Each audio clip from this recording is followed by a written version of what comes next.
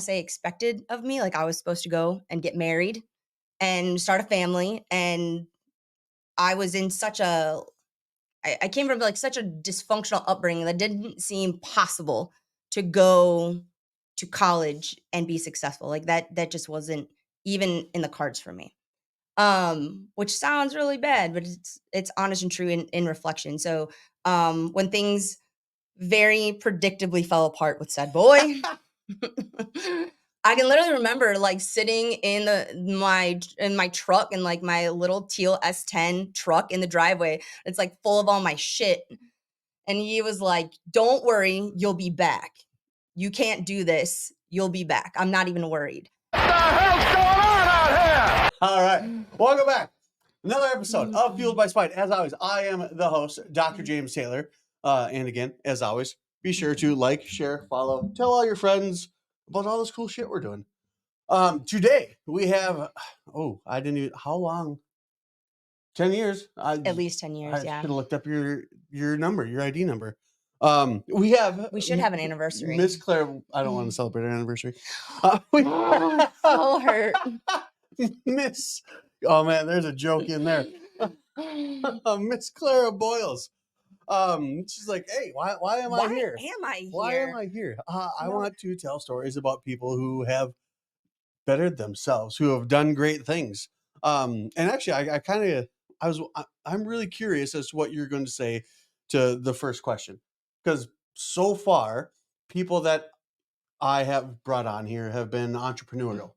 Oh. So they'll always be like, everyone's got like an origin story. Why'd you start your business? Like, I want to help people, or I want to make money. Like you are, and I don't say this to come down or anything, but you're the first employee, for lack of a better word, that I've had on here. I work for the man. You work for the man. I do work for the man.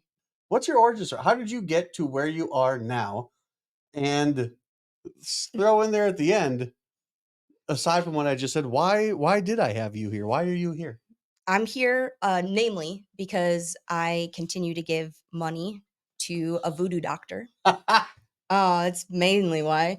For a better part of a decade now, oh gosh, my origin story. I thought about this. I think of life in like several segments, and I decided to go to nursing school on accident. I know they all thought it was going to be a great idea. I went to chiropractic school in spite. It's fine. Yeah, no, I did it kind of on accident. Really happy I did. When I was 18, I very classically decided to follow a boy.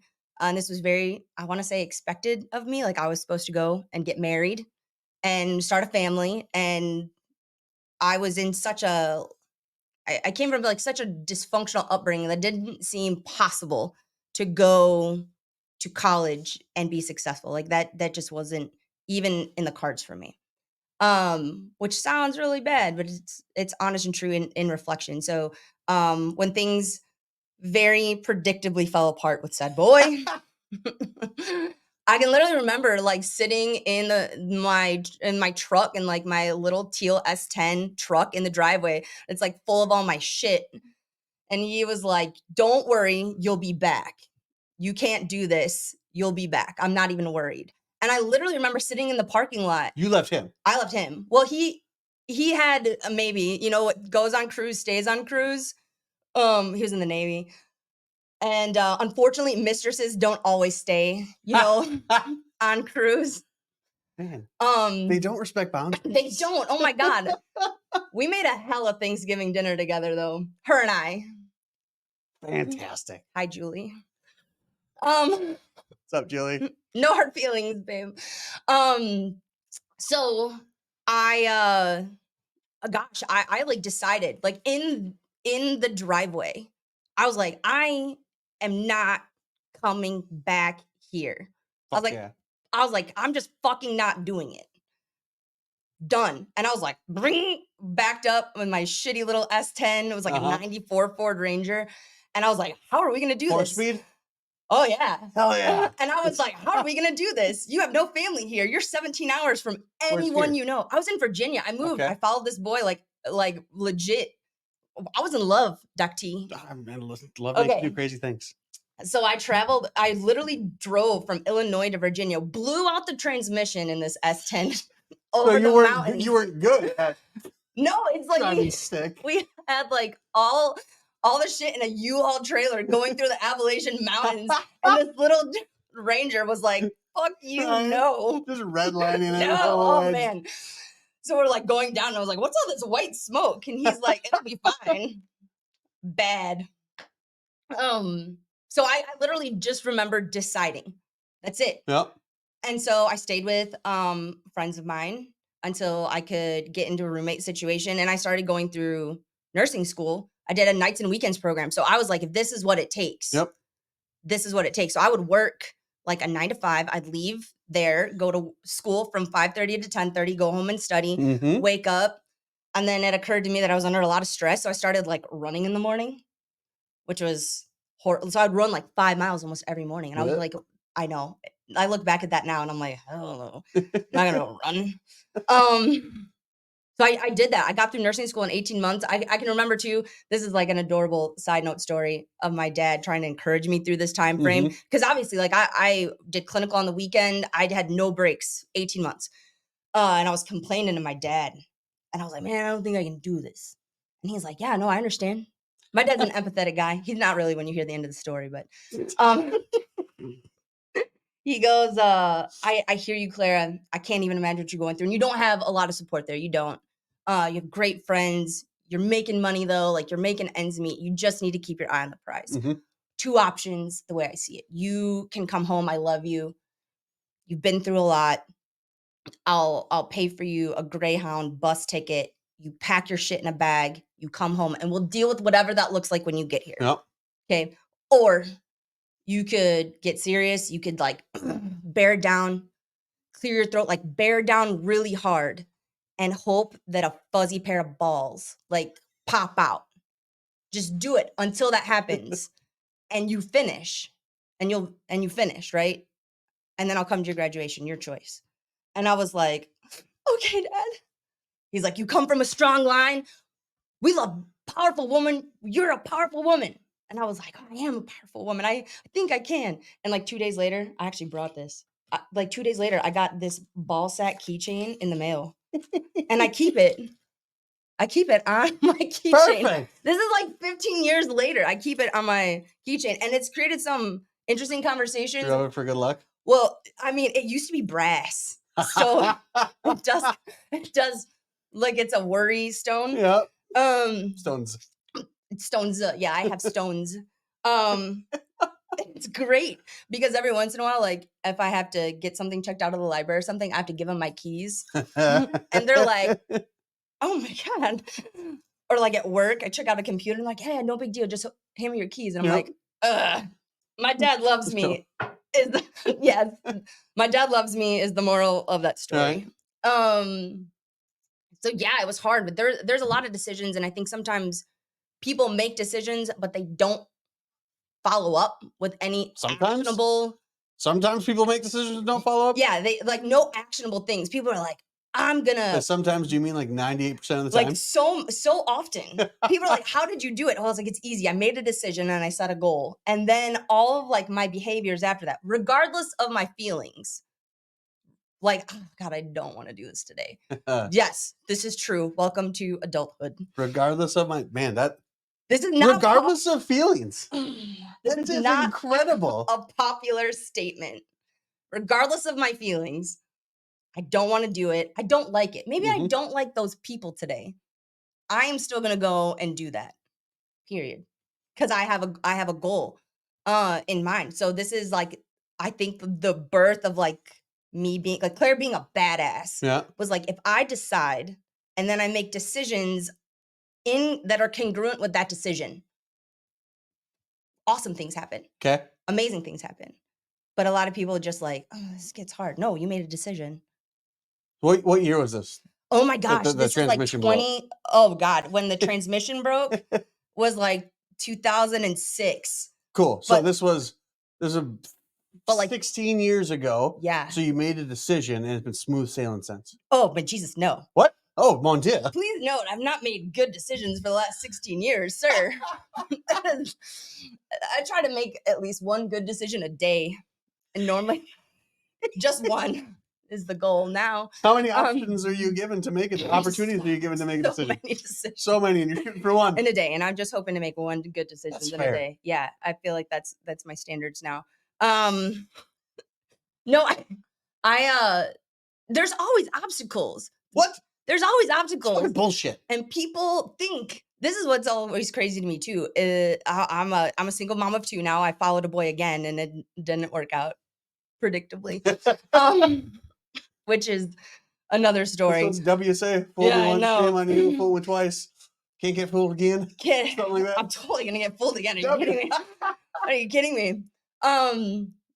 There's never smooth sailing in life. Like, people expect achievement to be easy, but guess what? Everything is hard. Even being like miserable and depressed. That's also like later what I had to learn in life. You went through hard things. So I'm a nurse. I'm not an entrepreneur. I would love to have a business or start a business. I think about that, but I have time constraints. I'm a mother. I make good money as a nurse. I'm good at it.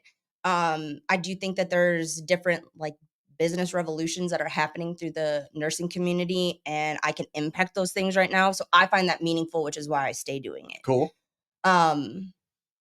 Shameless plug. They have like, this is for nursing is called like a great resignation, because so many nurses are leaving the bedside. So if you have, yeah, they kind of don't want to deal with people's bullshit anymore. No offense, people. Y'all got COVID crazy. Like, people went COVID crazy. They'd have not come back.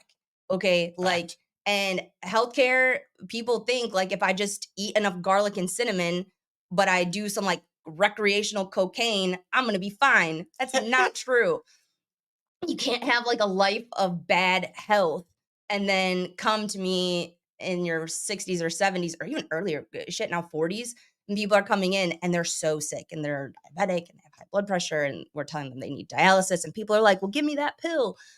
And it's not there. And then nurses get yelled at or like get urinals thrown at them, which is a true story.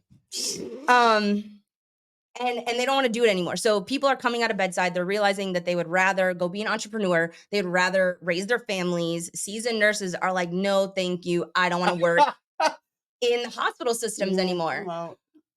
So being able to intercede in that kind of like tumultuous time professionally, I find valuable. Because I do all the some different business stuff, but it's never easy. Like, people went through COVID, and that was horrible for any bedside staff. So when you look at life decisions or illnesses, it's not ever going to be perfect. And that's one of the reasons when you start having grit and determination and commitment to your goals, just because something goes sideways, you either bail, right? You quit and bail, and then you of course have an excuse then. I wasn't successful because this horrible unplanned thing happened. Fair. Yes, this is true. Sure. And honestly, society would coddle you for it. Poor you. Yes, I know. I also would have been great, but that's like the stain of mediocrity of people saying and coddling one another. Yes, sweet love. It just didn't work out for you. It's okay. Instead, you can say, I took this crazy thing and I shifted it. Yeah. And I either had to rework the plan, which I've had to rework some plans so many times. And even it's not the same. Like, I wouldn't know if it's better or worse. Right. But it's still, it's better than where I was. And I mean, isn't that just the general goal? Even with that, I want to make one good decision a day. Yeah. To end up slightly better than where I was. Every single time. And just looking forward, whether it's tomorrow, whether it's a week from now, whether it's a month, a year, decades from now, where do you want? You want to be in a position that is better than where you are right now. Yeah, absolutely. The end. So two quick interjections. One, the memories function on Facebook or Memories app. Okay. Man, it is the highlight of my day. Oh shit. It's 3 years ago today. Oh no. 3 years ago, man. It's, okay. It's nothing but just confirmation that I am super smart. Oh. Okay, this was not egotistical. Off topic. He's a nice guy, I swear to you. He's but man, not egotistical. My posts from between 2 years ago and 4 years ago are a delightful read from my perspective. They're a bit inflammatory. Yeah, that'll happen. it's just it makes for good reading, just like this makes for a good Oh, podcast. absolutely. Yes. Number 2, are you familiar with a comedian? What year did you graduate high school? 2006. Okay, cool. So a little bit younger than me, but might be familiar with it. His name is Christopher Titus. Yes. Yes. Okay. Cool. I was like, because if you're not, you should be. Because there's one of his bits back in the day in the 2000s.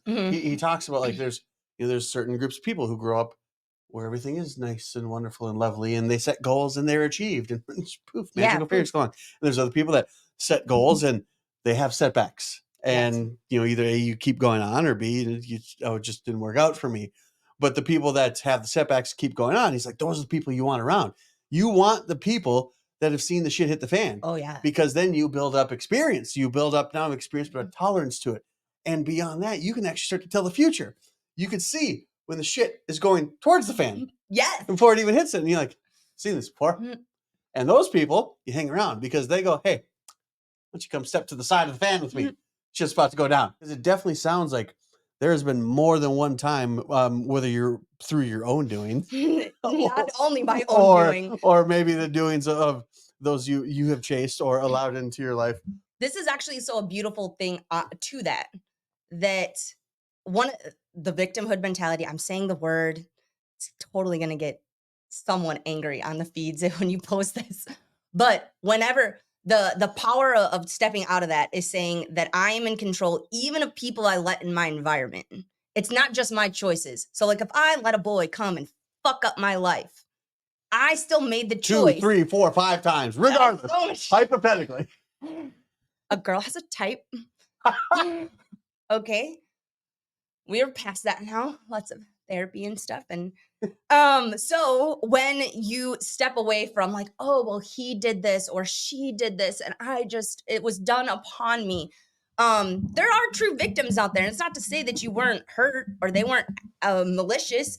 It is to say that in a lot of situations that are consensual, you are moving, you are allowing that. Your broken part welcomed that toxic thing in, and it was soothing for a while until it fucked you over. But that's the cycle people get into. That's the pattern that they get into, and breaking that cycle and realizing I'm the one that's starting that cycle.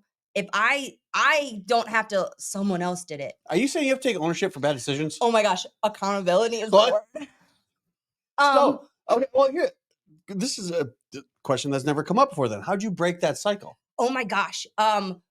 And did it work on the first try? No. And there's times even now where I'm like, these steps seem too familiar. What's that going toward that fan? Oh yeah, it's going towards the fan. I'm moving to that fan. So once you know, you have to take like a radical approach at looking at how your behaviors function. Why do I like this? What am I doing? I don't like this. I'm angry about it. I fight with myself about it. Then why am I still drawn to that behavior? And when you actually like categorize it, you find that there's a behavior. You do that behavior because you believe something about yourself. So there's like a lot of self-limiting beliefs that I found that I had. Yeah. Whether it be like goodness or worthy or even like capability. My biggest problem was like, I'm just not capable. That's not for me. And people be like, why? Or even now, like I make good money as a nurse. I've been like very taken care of. I've been very blessed by the things that I have. I've taken so much of the opportunities to better myself, and I make good money for it. And there's times where I'm like, oh my gosh, I can't afford that. And they're like, why? Yes, you can. I was like, oh, or like, I'll be like, oh my God, electric is so, and it sounds horrible. My mom's gonna use it, but I'm like, oh my God, electric is so expensive. Well, no, it's that utility bill is not that expensive. And it's because as a kid, like I remember not having lights on routinely. And I'm like, oh, okay. So you have to identify those self-limiting beliefs and realize that's why you get into those cycles and those patterns and you run into the same behavior. People be like, oh, I just keep running into narcissists. No, you attract a narcissist. You attract that toxic partner or person or friend because of your broken pieces. It's crazy. What? This is bullshit that you're telling me that I have to take ownership of my own shortcomings. Oh, it's worse than that. It's worse than that? Your life will... Tell me more or less. Your life will be better if you do. And you won't have so much to complain about. But people love me because we complain about similar things. No, they don't actually love you. Those people don't love you. This is horrible. I have people who really If I love hear me. you tell me that they're just enabling my bad behavior, I'm going to be irate. They are. And this is bullshit. And victimhood is soothing. If you get a bunch of people together and they'll be like, oh, yes, it's soothing to like wallow and seep and marinate in that. The people who love you will be like, oh my gosh, I saw your podcast. This one kind of sucked. This one kind of sucked, but I think if you ABC, it would be better.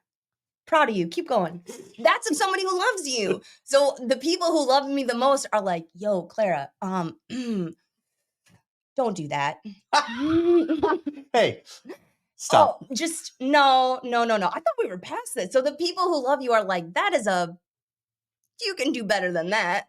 You can, right? Like, no, you can. Quit doing that. I love you. Do you want to catch lunch? Those are the people who just like deeply, radically love you because they want to see you better. People who are like, I would caution you, if you have a best friend out there that's just like, oh, let's just catch drinks and go get drunk on the weekend. And you're like, no, I'm trying to go through school. That's the chick who should be like, I should come study with you. Or I have girlfriends who will come clean my kitchen. Hey, I know you picked up an extra shift and like things have been really busy with you and the girls. I just cleaned your kitchen. Like we just made an hour or so of it. That's somebody who loves me. That's cool. Not somebody, and she's like, hey, or people who will say like, hey, I brought food for the girls. I hope you enjoy training for like another hour. I know you're really busy. Crazy. Those are people who love you, who like see you struggling and aren't going to be like, you don't have to struggle so much. Just have this cheeseburger.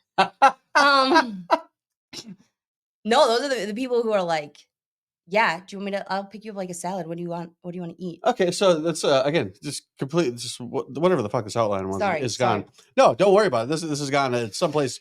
I hope this is gone. Too bad you didn't have an entrepreneur here. I know this is an employee. I have built myself. You know what I mean? Not a business. Fair. But what are 3 things that somebody should do, like in the first step, to fucking stop? Decide to stop would be 1. 2 is find you a real therapist, not one on like, not like a lame one, like one that's gonna call you on your bullshit. I had a great therapist when like life really hit the fan for me. I had a great therapist who would like sit with me, but also be like, can you find a feeling word? I'm like, oh, I'm pissed. And she's like, that's not, no. And we literally sat there for like 6 or 9 months when she was like, no. Try again. It was so frustrating. Someone who lives with happy, mad, and sad. Yeah, no. Not like lives with, like live with. Yes, that's all I had. Like we don't share a wall. Like happy, mad, sad. But it was like 80% anger. Fair. Okay, like sickly. I was going through between COVID. My person left during that because he was like, hey, this is kind of hard. And I was like, yeah, I did notice that. I did notice that. But finding somebody to ask you hard questions and not take the first bullshit response. Because a lot of times, if you end up with a cycle, you have made so many justifications in your own mind to say why it's okay. You've made that justification to yourself. And so to push past that first layer of bullshit, because everybody kind of even lies to themselves, you have the first layer of bullshit that you have to reach past to get to like the real authentic thing. Hey, quick plug, did 2023, the word of the year is authentic, which I think is bullshit because there's a bunch of fake AF people out there that have been Googling authentic. 2023 word of the year.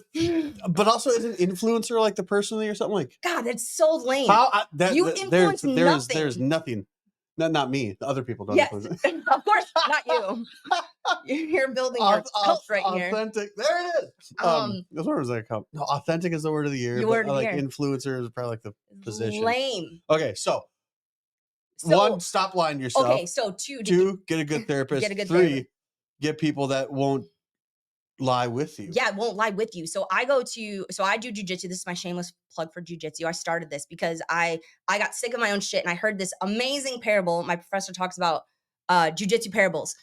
And he talks them all the time. And he was saying, hey, there's a bench out front. What I want you to do, you're going to drop your problems there mentally, figuratively. Drop all your shit on that bench outside. I want you to come in here, find your friends, find your favorite training partner, put some work in. I'm going to teach you some techniques and some problems. It's going to be a physical thing, but I'm going to teach you how to work through problems. You're going to be uncomfortable getting smashed. You're going to be uncomfortable in all these different predicaments that you're ending up in on the mats, but you're going to realize what you're capable of working out of. And if you are stuck, mounted on bottom, this horrible situation, you're going to learn that slowly with a couple of the proper techniques, you're going to be able to work out of that bad situation. I promise you, your problems when you pick up those bags, when you leave, they're going to be lighter when you're done training. And I was like, give me a gi. Give some of that. Give me a gi. And I'll tell you, I sat for 6 months hearing that, crocheting on the sidelines, literally crocheting.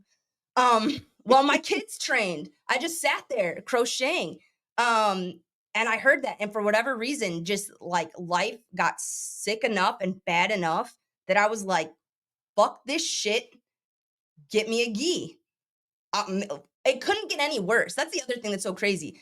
If you start working on, like, what's the worst thing that happens? You get successful. You prove all those lies wrong to yourself that you've been saying. So that's crazy. So here's the thing, though. Apparently, as wonderfully brilliant as you are, you don't know how Shameless Plug works. Oh. Where is this place? Oh, hey. Sorry. Carlos Machado Jiu-Jitsu is on Harwood and Central Road. Please note that Harwood and Central in mid-cities is the most happening intersection. There's always some dysfunction there. And there's a jiu-jitsu place there. It's Greg Hamilton, Philip Bullock. They do great work. They're amazing. And it's just a group of people who really believe in you. He got me competing. He told me like 2 months in, he's like, wow, you're real tenacious. Why don't you compete in May? And I was like, oh, I can't do that. And he's like, who told you couldn't do that? And I was like, well, me. And he goes, well, you should stop doing that. It's like that simple. And I know like we overcomplicate it so much. This literally happens. This happens every time. I don't know how often Sumo keeps it in. He might not keep this little interjection in, but like every episode or interview I've done, there's a thing where it's like, oh, that's the real. Like that's the shtick. That's the thing. It's like, well, who told you couldn't do that? Me. Stop doing that. Stop doing that. Oh. Fuck, I guess. Here, quick. So that's awesome. Oh, I didn't give you these questions. Oh gosh, okay. I'm gonna get into it right now. These are rapid fire. I just want you to answer them as quickly as you can. Okay. Give me a person you would trade places with for a day. Doc T. Nice. Guilty pleasure. Oh man. It used to be Jersey Shore. I love like rewatching like reality TV shows. Like it's a shameful guilty pleasure, but that's quality. Because sometimes they're so bad. Right, where's the beach? Why? Worst advice you've ever gotten? Oh, stay. Make it work. Stay. Don't stay in whatever shit ball situation. It's not just relationships, team. That shit job can go too. That's awesome. Something you wish you were better at? Jiu-jitsu. I knew it. Got it. Best compliment you've ever got? Oh man, you're a good mom. Nice. Best year of your life? Current. Nice. 2024, boo. Perfect. Boo. All right, babe. What's one question you wish I had asked you? I don't know. You ask all sorts of these are good questions. I love it. I could monologue on this all the time. You can monologue on anything. Yeah, I do talk a lot. I will do more shameless plugs on people who, if they are trying to like find good resources, and they're all going to be inflammatory and might hurt everyone's feelings, but they're still appropriate. Don't believe the hype. Just take it firsthand. Jordan Peterson's 12 Rules for Life. Yep, quality book. Okay, quality book. You can listen to it on Audible. Good stuff. Okay. Badass Counseling. It's with Sven Erlandson. Okay. Dude calls himself a soul counselor, and he interviews people once a week, but he does like rapid fire questions. You can find him on Instagram. You can find him on Facebook. Dude knows his stuff, pulls no punches on like, you want to get better? Let's do that. Yeah. Two like absolutely amazing things to do. Cool. Yeah. And then come do jujitsu. Even though I'm not an entrepreneur. Yeah, I mean, this was the best employee interview I've ever done. It's the only, you know what? It's this kind of stuff out of you that keeps you coming back. You know what? Fueled by spite, it makes sense. I do keep giving this voodoo doctor my money. I ask him all the time when he's gonna have chicken feet. A rattle and everything. Chiropractor does not work. Just gonna squeeze some orange juice on you. What? It's vitamin C. Don't worry about it. It's fine. So, shit. Again, I think the first question was planned. Everything else after that, I know, completely like, off the rails. Yes. I don't know how it's gonna show up out there, but this was fun. Once, as always, it's like, I shit you not. You will learn more here by accident than elsewhere by design. Most of the best things are learned by accident, by failure. Right? Go fail, babe. Go fail. Go fail. I mean, and it comes down to two things. Like, prior to this, either people out there, they could either B, they're an idiot, or B, we're going to start with B. We'll go back to A, they were uninformed. At least after listening to you, there are people out there who can say that no, they're no longer uninformed. They got pushed a little bit. Yeah, that's great. And also, if you want, it actually does traditionally go A and B, not B then A. Clara, I appreciate it. This is fun. Like, share, follow. We'll see y'all later.